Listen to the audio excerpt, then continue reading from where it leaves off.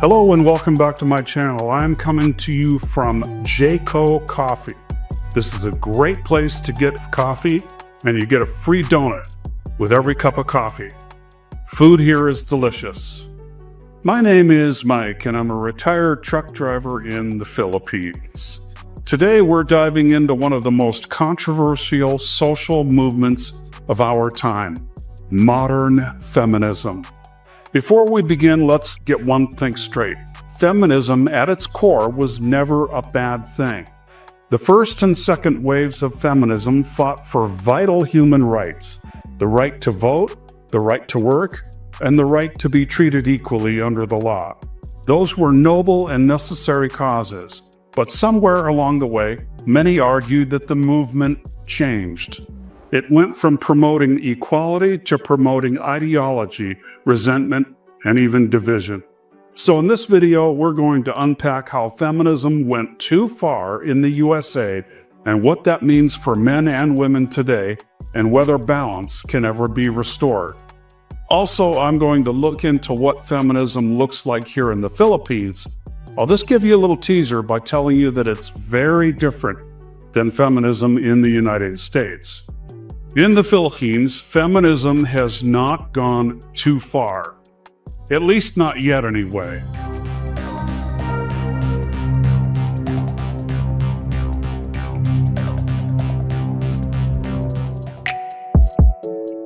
To understand how things went off track and went too far in the USA, we have to start at the beginning. The first wave of feminism in the late 1800s and early 1900s focused on suffrage, giving women the right to vote and participate in democracy. The second wave in the 1960s and 70s fought for workplace equality, reproductive rights, and legal protections against discrimination. These movements changed history. They opened doors for women everywhere in education, business, and politics. But the third and fourth waves, roughly from the 1990s to today, started introducing ideological extremes that many people feel have done more harm than good. The early American feminists wanted equality, but today some of the aspects of the movement seem to promote female supremacy rather than equality. You see this in social media, entertainment, and even education, where masculinity is often portrayed as toxic, outdated, or even dangerous. The term toxic masculinity was once referred to harmful male behaviors like violence or dominance. But now, it's sometimes used to shame men simply for being assertive, ambitious, or traditional. In schools, young boys are often taught to sit still and be quiet, while traits like competitiveness or leadership are downplayed. Over time, this creates a generation of men who feel confused, unwanted, or even guilty for being male. Feminism's goal was never to tear down men, but in many circles, that is what it has become. Another area where many argue American feminism went too far is in its attitude toward family and motherhood. In the push for empowerment, many modern feminists began to treat marriage, child-rearing, and homemaking as signs of weakness, something that holds women back. But ironically, surveys show that many women, especially after the age of 30, want stability, family, and meaningful relationships more than corporate power. The result? A growing divide between what society tells women they should want and what actually brings them happiness. In the USA today, marriage rates are at record lows, birth rates are declining, and the loneliness is rising among both men and women. Many people, not just conservatives, believe that part of this cultural shift stems from the movement that undervalued traditional family life in the name of liberation. One of the central talking points of modern American feminism is the gender pay gap, the claim that women earn 77 cents on the dollar for that a man earns. But when economists adjust for factors like hours worked, job choice, and years of experience, that gap nearly disappears. In other words, it's not that women are systematically paid less for the same work. It's that men and women often make different career choices. That doesn't mean sexism doesn't exist. It does. But the narrative that women are universally oppressed by men is outdated. In fact, in higher education, American women now outnumber men by a wide margin. In many major cities, single women in their 20s and 30s earn more than single men. The power dynamic has shifted, yet the movement still speaks as if women are powerless victims. Then there's the claim that American women are being discriminated against in certain professions because they're women. Take, for example, working on a crab boat in the Bering Sea, or scaling up a telephone pole and working on high-voltage power lines. Now, I'm all for equality. If women are physically capable of working on that fishing boat or climbing up that telephone pole, they should be allowed to do that kind of work if that's what they want to do. However, less than 10% of women work on that boat deck in the freezing cold, and only 2.5% of women are repairing power lines. So why are these numbers so low? Is it because women are being discriminated against? Or are these just professions that most women aren't willing to partake yet? I think it's the latter. And these types of fishing and power line jobs pay well. And until we can see a day where every single profession in the USA is performed by an equal number of men and women, that'll be the day when we should expect equal pay between the sexes. What did you think of what I just said there? And Mike's Philippine retirement in Dumaguete thinks that my videos are no good. I beg to differ. A troubling side effect of modern feminism is the demonization of men. Social media is full of slogans like "men are trash" or "the future is female." Imagine if the genders were reversed. Those phrases would be considered hate speech. The constant drumbeat that men are the problem has led to a silent crisis, higher male suicide rates, declining college enrollment, and a growing social isolation. Many modern men no longer see a place for themselves in modern society.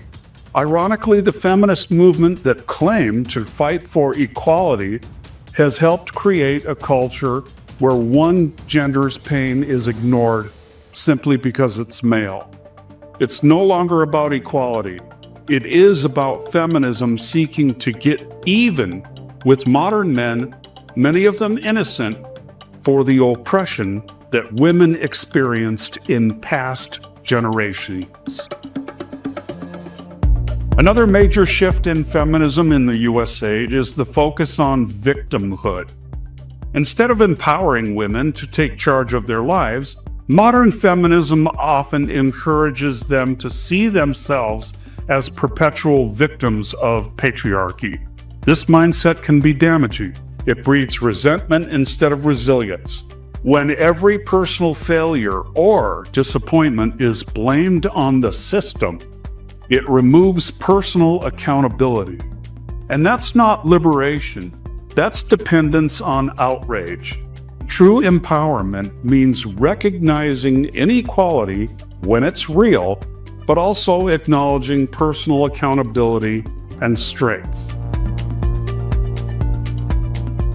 One of the greatest tragedies of feminism going too far in the US is that it's divided men and women instead of bringing them together. The truth is, we need each other. Society functions best when men and women complement one another, not when they're locked in competition or blame. Men and women bring different strengths to the table. Collaboration, respect, and appreciation for those differences create healthier relationships, families, and communities. Equality doesn't mean sameness. It means mutual respect, and that's something both genders should fight for together. You see, in the USA, feminism has often become a dividing line between men and women. But here in the Philippines, it's different. Many Filipinos who call themselves feminists still value respect and care deeply for men. And that's something really special and worth understanding. Filipino feminism isn't about hating men or flipping the power dynamic. It is about empowerment with respect. Filipinas have always played strong roles in their families and communities, long before modern feminist movement ever arrived. From the pre-colonial era, women in the Philippines could own land, lead tribes, and make big decisions at home. So when Filipinas talk about equality, it's not about rejecting men, it is about partnership. They want to be treated as equals, but they also appreciate when a man leads with kindness, provides, and protects. For them, feminism isn't a war between the sexes. It is about balance. In other countries, women don't have the right to vote, drive a car, or own a business, but they have these rights in the Philippines. So they see themselves as equal to men, but at the same time, they value and respect men and feel like they need men. A big reason for this difference is that the Filipino culture is built on family values and faith. In most homes, respect is taught early to Filipinas. Respect for both parents, elders, and yes, men. Even modern Filipinas who are independent, who work hard, build careers, or run businesses, still hold deep respect for traditional values. Many of them believe that men and women are meant to complement each other, not compete with each other. So a Filipina can be strong, outspoken, and educated, yet still honor her partner, appreciate his efforts, and value his leadership in the relationship. That's a form of feminism that works for both men and women, not against either one of them. It works for both sexes, absent of the deck being overwhelmingly stacked against men. A lot of Western men notice this immediately after coming to the Philippines. They meet Filipinas who are confident but humble, independent but nurturing, outspoken but respectful. It's not about domination or control. It is about mutual appreciation. She might believe in women's rights, but she also believes in the importance of good men. Men who protect, support, and love their families. That's why so many Westerners say relationships here feel more natural and less confrontational. Filipino feminism is about partnership, not power struggles. So did feminism go too far in the USA? In some ways it has. Yes, it started out as a movement for justice, but parts of it became ideological, divisive, and even hostile toward the very concept of balance. That doesn't mean we should abandon feminism's original mission. It means we need to reclaim it. A version of feminism that uplifts women without tearing down men, that celebrates equality, not female supremacy, that respects both ambition and family life. Because in the end, real progress isn't about one gender winning. It is about everyone rising together. If you found this video thought-provoking, give it a like, share it with your friends, and drop your thoughts in the comments. And don't forget to subscribe if you haven't already done so. Share this video click or tap that bell notification because I upload every 2 to 3 days. God bless and peace out.